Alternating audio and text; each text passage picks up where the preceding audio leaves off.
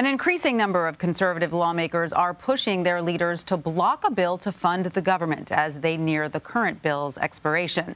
After Senate Minority Leader Mitch McConnell promised Tuesday the government would not shut down, a number of Republicans are using President Biden's vaccine mandate as a potential sticking point to withdraw support to continue funding the government. The president, meanwhile, continues to try and get in front of economic issues which stand to stymie his political fortunes, mainly inflation and the supply chain.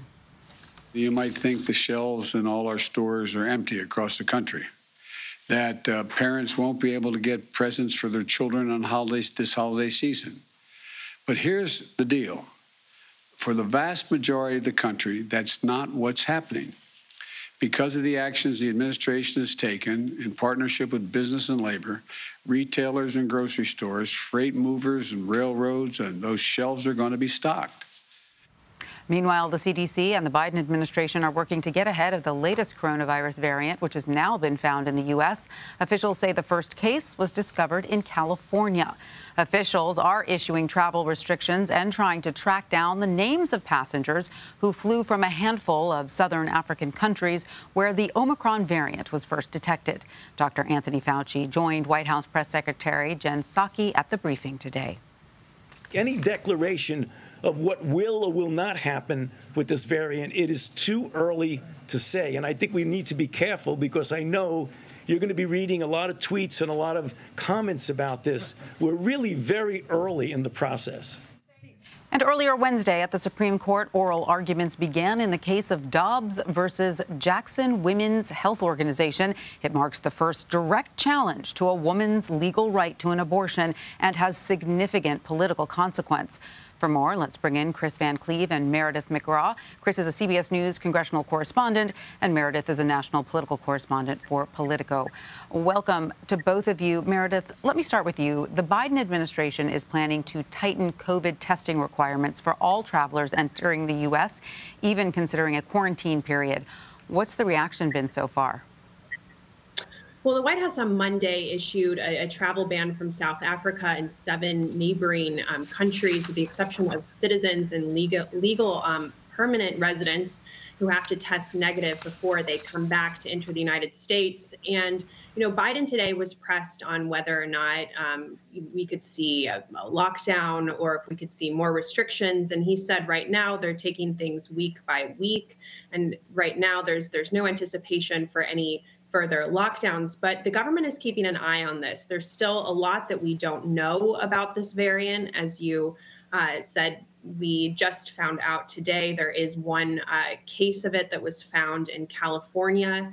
And this person, it's been reported they were vaccinated, they hadn't received their booster shot, and they had mild symptoms. But when Dr. Fauci talked about it today at the White House, he said, you know, this is just one patient.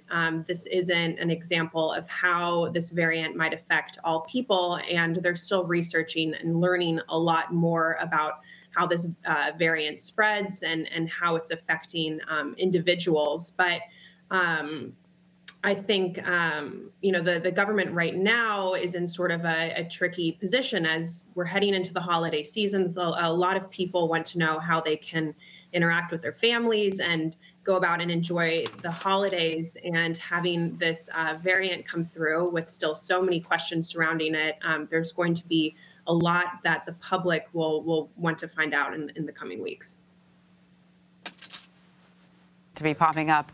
All right, so Kris, a day after we learned that former Trump Chief of Staff Mark Meadows is cooperating with the House committee investigating January 6th, we now know he's got a book coming out.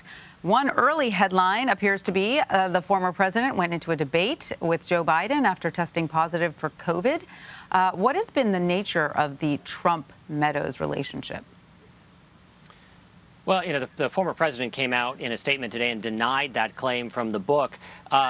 You know, so far, for the most part, Meadows has been very much in step with the former president and continues to say that he wants to respect the former president's claim of executive privilege as far as it goes to testifying with the January 6th committee.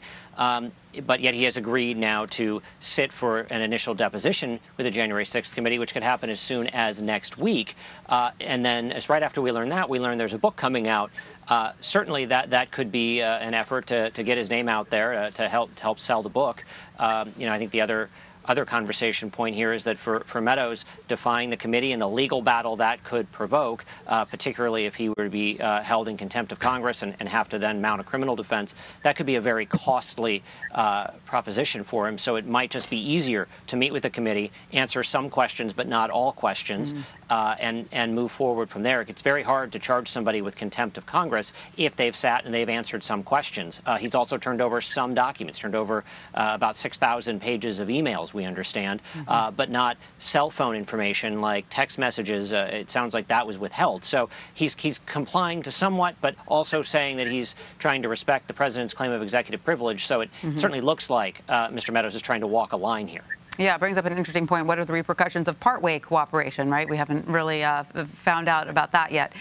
So, Meredith, the Supreme Court is hearing what's billed as the most significant abortion case in a generation. What are the political implications of this case?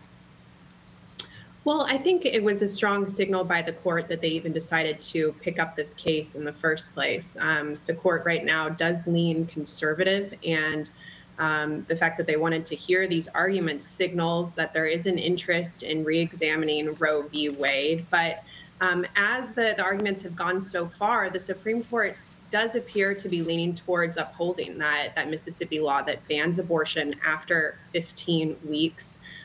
It didn't seem clear that there would be support for any sort of nationwide ban on the right to abortion.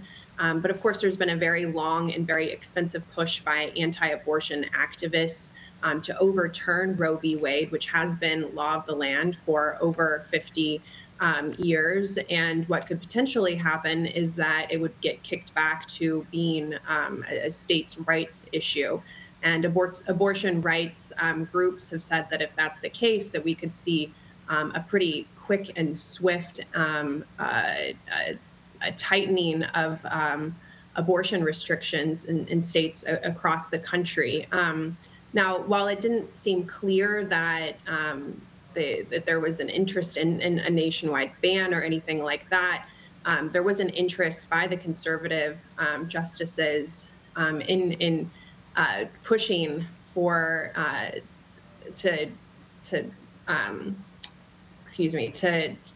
to learn more about the legal argument for them to potentially restrict it. And Justice Sotomayor, she signaled that a reversal would show that the court is political because this is being taken on right now. And she even raised questions about whether contraception or gay marriage could be at stake. But today, President Biden was asked about it, and he said that he hasn't been paying attention to the arguments, but that for now, Roe v. Wade is the law of the land. And according to polls, a majority of Americans do support that as well. Right. Kris, just yesterday, Senate Minority Leader Mitch McConnell said the government would not shut down this week. He stood in front of a gaggle of reporters and was pretty clear about that. But does that look a little less certain today? Well, there is a possibility that we will see a brief shutdown. There is a group of Republicans in the Senate and in the House, but the Senate are the ones that we're interested in here, who could basically slow roll the effort to fund the government. They could do this fairly quickly if all 100 senators sort of do unanimous consent, basically say, yes, go ahead and move forward, skip the process. It looks like there will be several that are saying, we're going to slow this down over the issue of vaccine mandates. There's strong opposition on the right for the president's requirements for businesses to require the vaccine. And so we may see an effort to essentially slow roll or shut down temporarily the government over this vaccine mandate. It could end up getting resolved that there is an amendment vote that would force Democrats to go on the record as supporting the vaccine mandate, and that may be the solution. But talks are continuing. This was something that the House thought they'd maybe be able to vote on today, and the Senate could take up tomorrow. But right now, a deal is elusive, and there's certainly the renewed possibility now of there being a shutdown, albeit probably a brief one. With the clock ticking. And Kris, there is also some major GOP infighting going on between Republican Congresswomen Marjorie Taylor Greene and Nancy Mace, which stems from GOP Congresswoman Lauren Boebert making an Islamophobic comment about Democrat Ilhan Omar.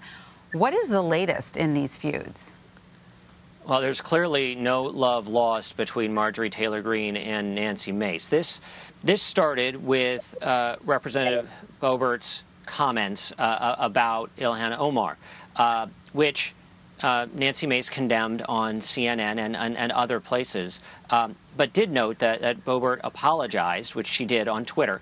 And then Marjorie Taylor Greene attacked Mace for making, for criticizing Boebert's comments. That touched off what I could best describe as a Twitter fight that then spilled out into spoken words, where you had Marjorie Taylor Greene saying she and former President Trump are going to support a primary challenge to Mace. Mace responding, I'll drop the expletive here, but bless her heart. And, so it continues. It has gone. In fact, Congresswoman Mace told us today that you can quote my tweets and my emojis in the tweets if you want to know where I stand. And so it's a challenge for Republican leadership right now. They have not publicly commented. We know that Leader McCarthy has tried to get everybody to cool it sort of behind closed doors. That so far is not working.